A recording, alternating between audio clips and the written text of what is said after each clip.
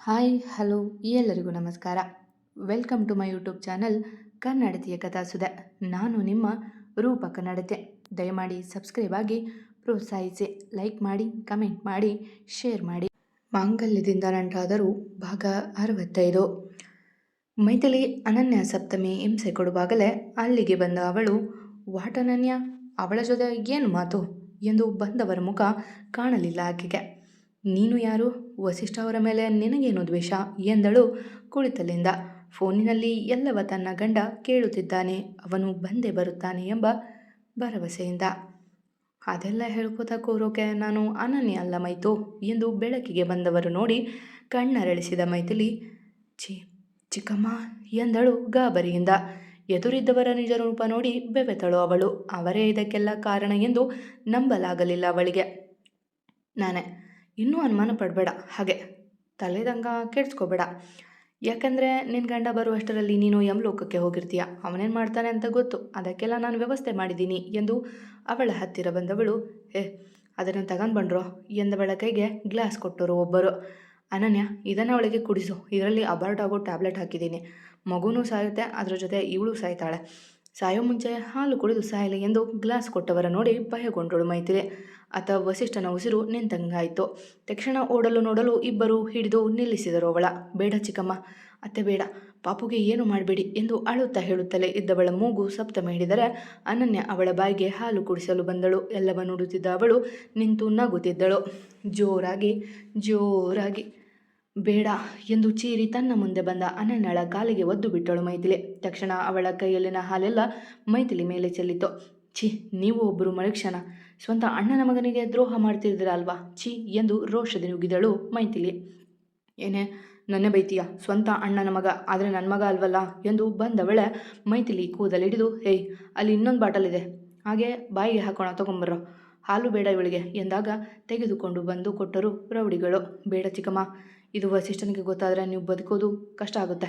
ನನ್ನ ಪಾಪುಗೆ ಏನು ಮಾಡಬೇಡಿ ಎಂದಾಗ ರೋಷದಿ ಅವಳ ಕೆನ್ನೆಗೆ ಬಾರಿಸಿ, ನಿನ್ನ ಅತ್ತೇನೇ ಬಿಟ್ಟಿಲ್ಲ ನಾನು. ಇಷ್ಟು ವರ್ಷ ಅವಳನ್ನು ನಾಯಿ ಮರಿಯಂತೆ ಸಾಕಿದ್ದೀನಿ, ನನ್ನ ಮನೇಲಿ ಇಟ್ಕೊಂಡು ಈಗ ನಿಮ್ಮ ಮಾತು ಕೇಳ್ತೀನಾ ಎಂದು ಬಾಟಲ್ ಅಲ್ಲಿದ್ದ ಮಾತ್ರೆಗಳ ಕೈಗೆ ಸುರುವಿಕೊಂಡಳು.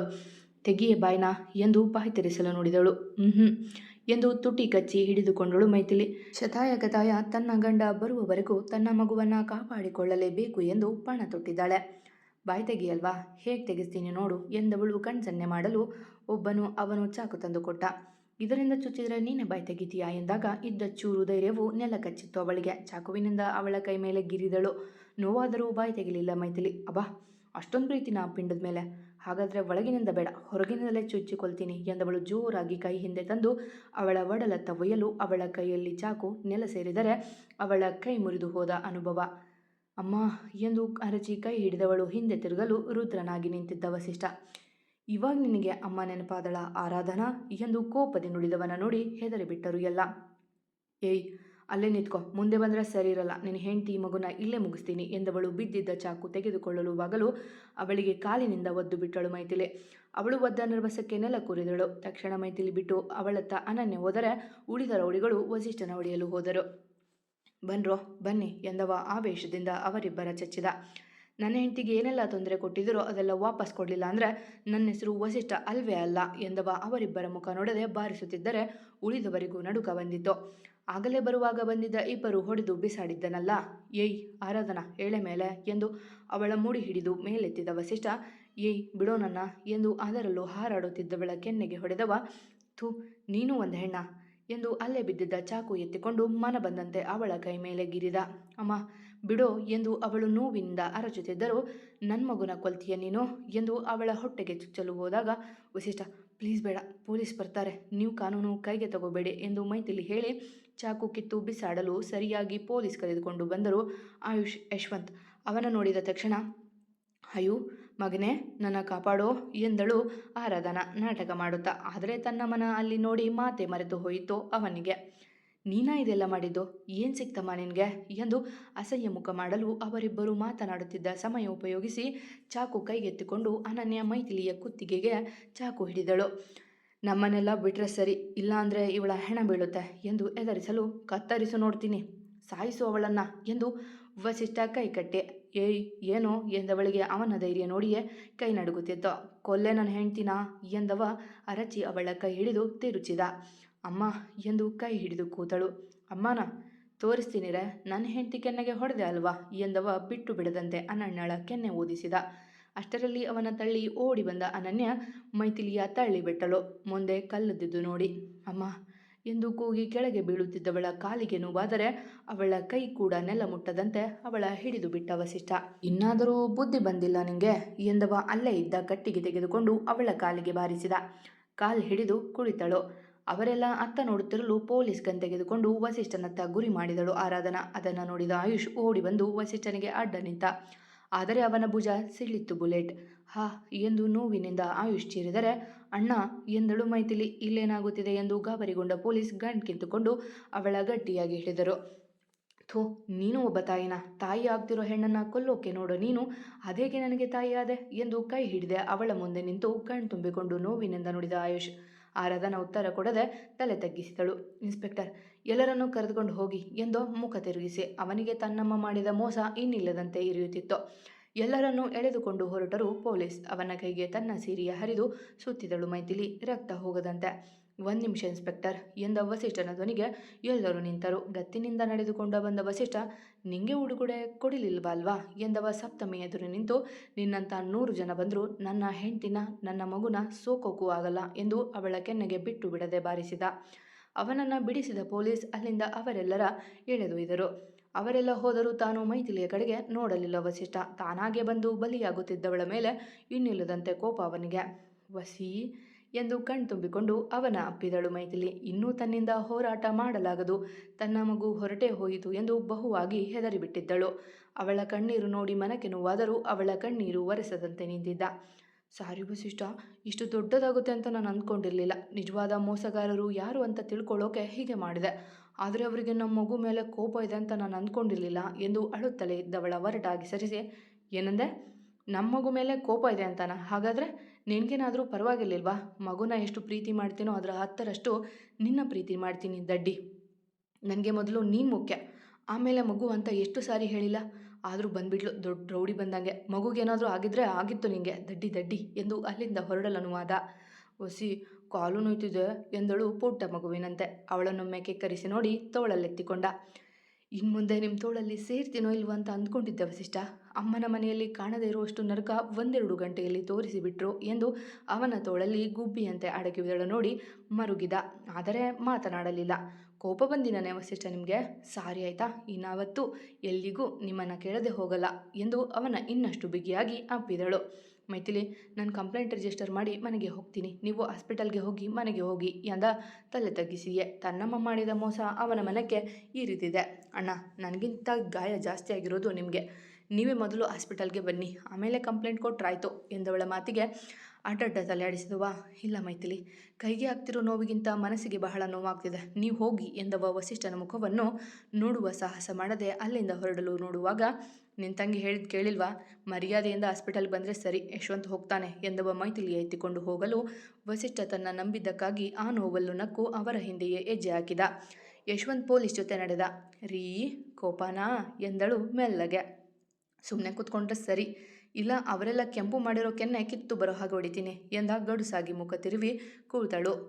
ಸುಮ್ಮನೆ ಉಣ್ಕೊಂಡು ತಿನ್ಕೊಂಡು ಇರೇ ಮನೇಲಿ ಅಂದರೆ ಹೋಗಿದ್ದಾಳೆ ಅಲ್ಲಿ ಊರನ್ನು ಉದ್ಧಾರ ಮಾಡೋಕೆ. ನಾನ್ಸೆನ್ಸ್. ನೀನೇನಾದರೂ ಕಿತಾಪಟ್ಟಿ ಮಾಡ್ಕೊಳ್ಳೋದಿದ್ರೆ ತಿಂದಿದ್ದು ಅರಗಲ್ಲ ಅಲ್ವಾ? ನೀನು ನೋಡಿದ್ರೆ ಕೋಪ ಬರ್ತಿದೆ ನನಗೆ. ಪಾಪು ಇಲ್ಲದೇ ಇದ್ದರೆ ಕಾಲು ಮುರಿದು ಕೈಗೆ ಕೊಡ್ತಿದ್ದೆ, ಆದರೆ ಈ ಟೈಮಲ್ಲಿ ಕೈ ಮಾಡಬಾರ್ದು ಅಂತ ಸುಮ್ಮನೆ ಇದ್ದೀನಿ.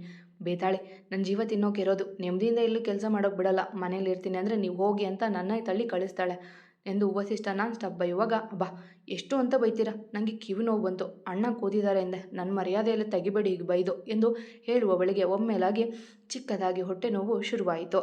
ಅಮ್ಮ ಎಂದಳು ಹೊಟ್ಟೆ ಹಿಡಿದು. ತಕ್ಷಣ ಕಾರ್ ಬ್ರೇಕ್ ಹಾಕಿದವ. ಹೆಂಡ್ತಿ ಏನಾಯಿತು ಎಂದ ಗಾಬರಿಯಿಂದ. ಮೈಥಿಲಿ ಏನಾಯಿತು ಎಂದ ಆಯುಷ್ ಹಿಂದಿನಿಂದ. ಗಾಬರಿಯಿಂದ ನೋಡುತ್ತಿದ್ದ ಅವನ ಮುಖ ನೋಡಿ, ಏನಿಲ್ಲ, ನೀವು ಬೈತಿದ್ರಲ್ಲ ಅದಕ್ಕೆ ಚಮಕ್ ಕೊಟ್ಟೆ ಎಂದವಳ ಸಮಕ್ಕೆ ಕೈ ತೆಗೆದುಕೊಂಡು ಹೋದವ. ನಿಂಗೆ ಸಲಿಗೆ ಜಾಸ್ತಿ ಆಗಿದೆ ಕತ್ತೆ ಎಂದವ ಮತ್ತಷ್ಟು ಕೋಪದಿ ಕಾರು ಓಡಿಸಲು ಮತ್ತೆ ನೋವು ಕಾಣಿಸಿತು ಅವಳಿಗೆ. ಇಲ್ಲ, ನಾನೇನು ಅವರು ಕೊಟ್ಟ ಹಾಲು ಕುಡಿದಿಲ್ಲ, ಆದರೂ ಯಾಕೆ ಹೊಟ್ಟೆ ನೋಯ್ತಿದೆ ಎಂದು ಹೊಟ್ಟೆ ಹಿಡಿದು ಮನದಲ್ಲೇ ನರಳುತ್ತಿದ್ದಳು. ಅಮ್ಮ, ವಸಿಷ್ಠ ಆಗ್ತಿಲ್ಲ, ತುಂಬ ನೋವುತ್ತಿದೆ ಎಂದು ನರಳಿದಳು ಜೋರಾಗಿ. ನೋವು ಹೆಚ್ಚಾದಾಗ, ಏನಾಯಿತು ಮೈಥಿಲಿ? ಪಾಪುಗೇನೂ ಆಗಿಲ್ಲ ಅಲ್ವಾ ಎಂದು ಆತಂಕದಿ ಕೇಳಿದ. ಅವಳ ನರಳುವಿಕೆ ಸುಳ್ಳೆಂದು ಅನಿಸಲಿಲ್ಲ ಅವನಿಗೆ. ಗೊತ್ತಿಲ್ಲ ರೀ, ನಾನಂತೂ ಹಾಲು ಕುಡಿದಿಲ್ಲ, ಆದರೆ ಬರೀ ಹೊಟ್ಟೆ ತುಂಬ ನೋಯ್ತಿದೆ ಎಂದಾಗ ಗಾಬರಿಯಾದವ, ಏನಾಗಲ್ಲ ಹೆಂಡ್ತಿ, ನಾನಿದ್ದೀನಿ ಎಂದು ಅವಳನ್ನು ತನ್ನೆಗಳಿಗೆ ಒರೆಸಿಕೊಂಡು ಕಾರ್ ಓಡಿಸಿದ. ಅವಳು ನರಳುತ್ತಲೇ ಇದ್ದಳು. ಡಾಕ್ಟರ್ ಡಾಕ್ಟರ್ ಎಂದು ಅರಚುತ್ತಾ ನರಳುತ್ತಿದ್ದವಳ ಹೊತ್ತು ತಂದ ವಸಿಷ್ಠ.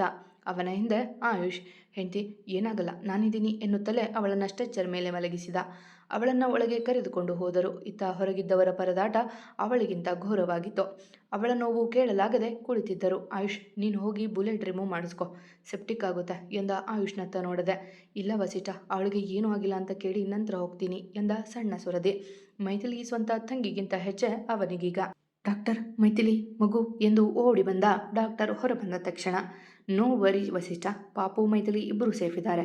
ಪಾಪು ಆಗಿದೆ, ಅವರ ಮೇಲಾದ ಗಾಯಕ್ಕೆಲ್ಲ ಬ್ಯಾಂಡೇಜ್ ಮಾಡಿದ್ದೀವಿ, ಸೊ ಡೋಂಟ್ ವರಿ ಎಂದು ನಕ್ಕರು ಡಾಕ್ಟರ್. ಮತ್ತೆ ಅವಳು ಹೊಟ್ಟೆ ನೋವು ಅಂತಿದ್ಲು ಡಾಕ್ಟರ್, ತುಂಬ ಒದ್ದಾಡ್ತಿದ್ಲು, ಒಂದ್ಸಾರಿ MRI ಸ್ಕ್ಯಾನಿಂಗ್ ಮಾಡಿ ಎಂದ ಗಾಬರಿಯಿಂದ. ಅದು ನೀವು ನಿಮ್ಮ ಹೆಂಡತಿ ತಪ್ಪು ವಸಿಷ್ಠ, ಅವರು ಸರಿಯಾಗಿ ಊಟ ಮಾಡಿಲ್ಲ, ಸೊ ಆ್ಯಸಿಡಿಟಿ ಆಗಿದೆ ಅಷ್ಟೇ. ಆದರೆ ಟ್ಯಾಬ್ಲೆಟ್ ತಗೊಂಡಿದ್ದಾರೆ, ಅವೆಲ್ಲ ಪವರ್ ಇರೋದ್ರಿಂದ ತುಂಬ ನೋವಾಗಿದೆ ಅಷ್ಟೇ. ಬಟ್ ಅವರ ಕಾಲಿಗೆ ತುಂಬ ಏಟಾಗಿದೆ, ಹಾಗೆ ಕೆನ್ನೆ ಮೇಲೆ ತುಂಬ ಮಾರ್ಕ್ಸ್ ಇದೆ. ಹುಷಾರಾಗಿ ನೋಡ್ಕೊಳ್ಳಿ. ಇವತ್ತು BP ಸಹ ಜಾಸ್ತಿ ಆಗಿದೆ, ಹೀಗಾದರೆ ಮಗು ಅವಳು ಇಬ್ಬರಿಗೂ ಕಷ್ಟ ಎಂದರು ಗಂಭೀರವಾಗಿ. ಥ್ಯಾಂಕ್ ಯು ಡಾಕ್ಟರ್ ಎಂದವ. ಅವಳನ್ನು ನೋಡ್ಬೋದಾ? ಡಿಸ್ಚಾರ್ಜ್ ಎನ್ನಲು ನಕ್ಕು. ಡ್ರಿಪ್ ಇದೆ, ಆದಮೇಲೆ ಕರೆದುಕೊಂಡು ಹೋಗಿ ಎಂದವರ ಲಕ್ಷ್ಯ ಹಿಂದೆ ತಲೆ ತಗ್ಗಿಸಿ ನಿಂತಿದ್ದ ಆಯುಷ್ ಕಡೆಗೆ ಹೋಗಲು, ಡಾಕ್ಟರ್ ಆಯುಷ್, ನೀವೇನಿಲ್ಲಿ, ಕೈಯಲ್ಲಿ ಗಾಯ ಎಂದಾಗ ಅವನಿಗೆ ಬುಲೆಟ್ ಬಿದ್ದಿದೆ, ಪ್ಲೀಸ್ ಟ್ರೀಟ್ ಹಿಮ್ ಎಂದು ಹೆಂಡತಿಯತ್ತ ನಡೆದ ವಸಿಷ್ಠ. ಒಸಿ, ಪಾಪುಗೆ ಏನೂ ಆಗಿಲ್ವಂತೆ ಎಂದು ಕಣ್ತುಂಬಿಕೊಂಡು ನುಡಿದಳು. ಅದೆಷ್ಟು ಹೆದರಿದ್ದಳೋ ಹೊಟ್ಟೆ ನೋಯುವಾಗ, ಅದರ 10ರಷ್ಟು ಅವನು ಹೆದರಿದ್ದ. ನೀನಿದೆಯಲ್ಲ, ಅಲ್ಲಿಂದ ಅದೆಷ್ಟು ಕೋಪದಿಂದ ಬಂದೆ, ಆದರೆ ನಿನ್ನ ಮುಖ ನೋಡಿದರೆ ನನಗೆ ಬೈಯೋಕ್ಕೂ ಮನಸ್ಸಾಗ್ತಿಲ್ಲ. ನಾನ್ಸೆನ್ಸ್, ಊಟ ಸರಿಯಾಗಿ ಮಾಡು ಅಂತ ನಾನು ಎಷ್ಟು ಬಡ್ಕೊಂಡಿಲ್ಲ ನಿನಗೆ, ಆದರೂ ತಿನ್ನದೆ ಹೀಗೆ ಮಾಡಿಕೊಂಡು ನನ್ನ ಜೀವ ಬಾಯಿಗೆ ಬರೆಸ್ತೀಯ ಎಂದು ಬೈಯುತ್ತಲೇ ಇದ್ದವನ ನೋಡಿ ತಲೆ ತಗ್ಗಿಸಿದಳು. ಇದು ನನಗೆ ಆಗಲ್ಲ, ಇದೊಂದು ಕಲ್ತಿದೀಯಾ, ಏನು ಬೈದರೂ ಅಳೋದು ಇಲ್ಲ, ತಲೆ ತಗ್ಗಿಸೋದು, ಮನೆಗೆ ಹೋದ್ಮೇಲೆ ಇದೆ ನಿಂಗೆ ಎಂದು ಬೈಯುತ್ತಲೇ, ನಾನು ಟ್ಯಾಬ್ಲೆಟ್ ಎಲ್ಲ ತರ್ತೀನಿ, ನಿನ್ನ ಅಣ್ಣನಿಗೂ ಏನಾಗಿದೆಯೋ ನೋಡ್ತೀನಿ ಎಂದು ಅಲ್ಲಿಂದ ನಡೆದ. ಆಯುಷ್ ಎದೆಡೆಗೆ ಹೋದವ ಅವನಿಗೂ ಕೊಟ್ಟ ಟ್ಯಾಬ್ಲೆಟ್ ತೆಗೆದುಕೊಂಡು ಅವನ ಬಳಿ ಬಂದಾಗ ಸೂರು ನೋಡುತ್ತಾ ಕಣ್ಣೀರು ಹಾಕುತ್ತಿದ್ದ ಆಯುಷ್. ವಸಿಷ್ಠನ ಹೆಜ್ಜೆ ಸದ್ದು ಕೇಳಿದ್ದೆ ಮೆಲ್ಲಗೆ ತೊಡೆದುಕೊಂಡ. ನೀನು ಕಾರಲ್ಲಿರು, ಅವಳನ್ನು ಕರೆದುಕೊಂಡು ಬರ್ತೀನಿ ಎಂದು ಆದೇಶಿಸಿದ. ಮನದಲ್ಲಿ ಬೆಟ್ಟದಷ್ಟು ನೋವಿಟ್ಟುಕೊಂಡಿದ್ದ ಆಯುಷ್ ಮತ್ತೇನು ಮಾತನಾಡದೆ ಅಲ್ಲಿಂದ ನಡೆದ. ಬಾ ಎಂದ ಮಡದಿಯ ಎದುರು ನಿಂತು. ಅವಳಂತೂ ಮೌನಕ್ಕೆ ಜಾರಿ ಬಿಟ್ಟಿದ್ದಾಳೆ. ಮಾಡೋದೆಲ್ಲ ಮಾಡೋದು, ಈಗ ತಲೆ ತಗ್ಗಿಸಿ ಬಿಡೋದು ಎಂದು ಬೈಯುತ್ತಲೇ ಅವಳನ್ನೆತ್ತಿಕೊಂಡ. ಅವಳನ್ನು ಕರೆದುಕೊಂಡು ಬಂದು ಕಾರಲ್ಲಿ ಕೂರಿಸಿದ. ಹಿಂದೆ ಆಯುಷ್ ಮೌನವಾಗಿ ಕೂತರೆ ಮುಂದೆ ಇವಳು ಮೌನ ತಾಳಿದ್ದಳು. ಇಬ್ಬರ ಮೌನ ನೋಡಿ ತಾನು ಮೌನದಲ್ಲೇ ಕಾರ್ ಓಡಿಸಿದ ವಸಿಷ್ಠ. ಆದರೆ ಮನಸ್ಸು ತುಂಬ ಆ ಮೂವರಿಗೂ ಕೊಡುವ ಶಿಕ್ಷೆಯೇ ನೆನೆಯುತ್ತಿದ್ದ. ಕಾರ್ ಮನೆಯ ಬರುತ್ತಲೇ ಬಾಗಿಲಲ್ಲೇ ಕಾಯುತ್ತಿದ್ದ ಎಲ್ಲರಿಗೂ ಮೈಥಿಲಿ ಹುಷಾರಾಗಿ ಬಂದಿದ್ದು ನೋಡಿ ನೆಟ್ಟುಸಿರು ಬಿಟ್ಟು ಅವಳ ಬಳಿ ಬಂದರೆ ಕೈಗೆ ಬ್ಯಾಂಡೇಜ್ ಸುತ್ತಿಕೊಂಡು ಕೊರಳಿಗೆ ನೇತು ಹಾಕಿಕೊಂಡಿದ್ದ ಆಯುಷ್ ನೋಡಿ, ಆಯುಷ್ ಏನಾಯಿತು ಎಂದು ಓಡಿದಳು ವಸಿಷ್ಠ. ನೋಡಿದ ವಸಿಷ್ಠನ ಕಣ್ಣುಗಳು ಹೀಗಿದ್ದವು. ಮತ್ತೆ ಸಿಗುವ. ಕತೆ ಇಷ್ಟ ಆದರೆ ಕಮೆಂಟ್ ಹಾಕಿ, ಜಾಸ್ತಿ ಇಷ್ಟ ಆದರೆ ಸಬ್ಸ್ಕ್ರೈಬ್ ಆಗಿ. ಎಂದಿನಂತೆ ನಿಮ್ಮ ಪ್ರೀತಿ, ಕಮೆಂಟ್, ಪ್ರೋತ್ಸಾಹದ ನಿರೀಕ್ಷೆಯಲ್ಲಿ ನಾನು ನಿಮ್ಮ ರೂಪ ಕನ್ನಡತೆ. ಧನ್ಯವಾದಗಳು.